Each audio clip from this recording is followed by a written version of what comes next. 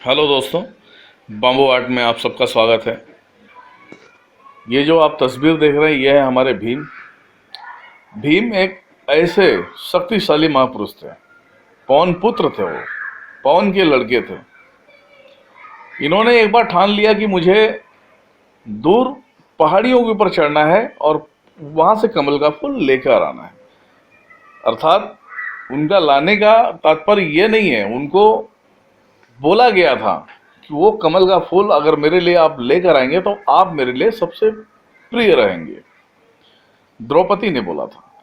तो भीम को भाई अपने बल पे बहुत घमंड था और वो चल पड़े कमल का फूल लाने के लिए। जब चल पड़े तो उनको रोकने वाला कोई नहीं था। उनको रोकने वाला सिर्फ एक ही व्यक्ति था, जिसका नाम था पवन पुत्र हनुमान। तो आप स्वयं देख सकते हैं भीम को। वो बूढ़े बानर का रूप लेकर पोच को रास्ते में डाल दिया और वो सो गए वहां पर। जब भीम वहां पर आए और आने के बाद बोला, हे बानर, तू अपने पोच को यहां से हटा ले, नहीं तो बहुत बुरा हो जाएगा। उन्होंने बोला, ठीक है बच्चा, मैं बूढ़ा हो चुका हूं, हो सके तो तुम ही उठा दो। तो भीम को ऐसा लगा कि भाई ये तो बानर का कोई मीनिंग नहीं होता है कि इससे शरारत लड़ो या कुछ करो। भीम ने पोच को हाथ लगाया और उठाने की लाख कोशिश कर लिया, लेकिन वो पोच वहां से टस मस नहीं हुआ। भीम खड़े हो गए, दंडवत प्रणाम किए कि है, बोले, हे महाराज, आप कौन हो और अपना परिचय दें हमें। तब पवन पुत्र हनुमान अपने रूप में आकर भीम को दर्शन देते हैं और भीम दंडवत प्रणाम करता है।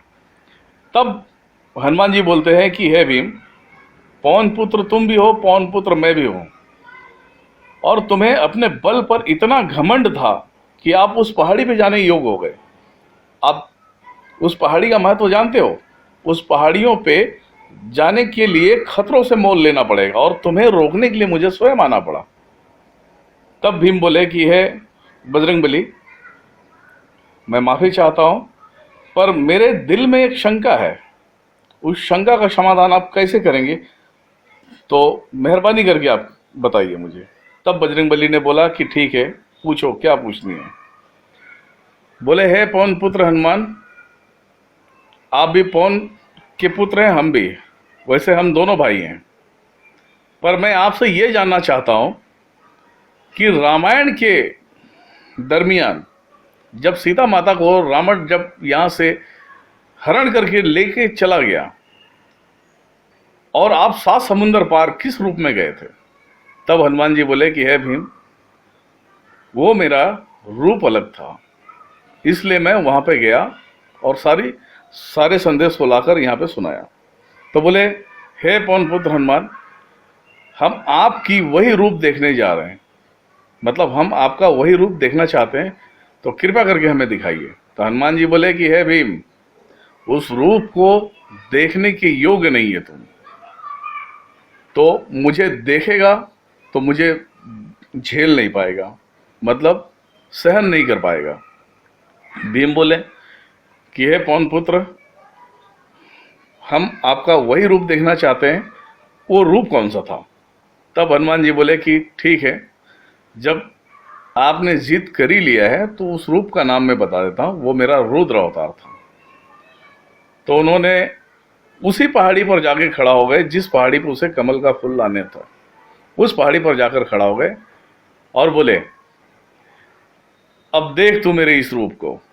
जब पवन पुत्र हनुमान जब उस रुद्र अवतार में जब वो अपने शरीर को कन्वर्ट किए, जब उन्होंने दिखाया, तो आकाश, पाताल, पृथ्वी सब छा गया पूरी तरह से और ऐसा लगा कि बादल, आकाश कुछ है ही नहीं है। भीम थर थर कांपने लगा। वैसे हनुमान जी हंसने लगे और हंसकर वो अपने नॉर्मल रूप में आ गए। भीम बोलता है कि हे पवन पुत्र, कहने के लिए तो बहुत कुछ है लेकिन हम कह नहीं पाएंगे, लेकिन आपसे एक बार फिर निवेदन करता हूं, अगर आपका रुद्र अवतार ये है तो रावण को तो आप चुटकियों में मसल देते, ऐसा क्यों नहीं किया। तब बजरंगबली ने बोला, हे भीम, तुमने इस बात को पूछकर तुमने बहुत अच्छा कार्य किया है। तो हम आपको बताने जा रहे हैं। पवन पुत्र हनुमान बोलते हैं कि हे भीम, रामायण की गाथा इतनी लंबी है, जिस रामायण को पढ़कर इंसान भवसागर से पार हो जाता है, जो मोक्ष की प्राप्ति करता है, वो रामायण तो उनके लिए रचा गया था। श्री राम प्रभु के हाथों से रावण का मृत्यु होना था और उनके ही हाथों से लिखा हुआ था। तो मैं बीच में क्या करता, क्योंकि ये राम जी का काम था, राम जी का कार्य था, ये कार्य उनको ही समाप्त करना था। हम तो उनके भक्त ठहरे, हमें जितना आदेश मिलेगा हम उतना ही करेंगे। फिर भीम दंडवत प्रणाम करते हैं कि ये भाई, मैं इन सारे बातों से मैं, और मुझे सुनकर बहुत अच्छा लगा, अब मैं क्या करूं, अब बताइए।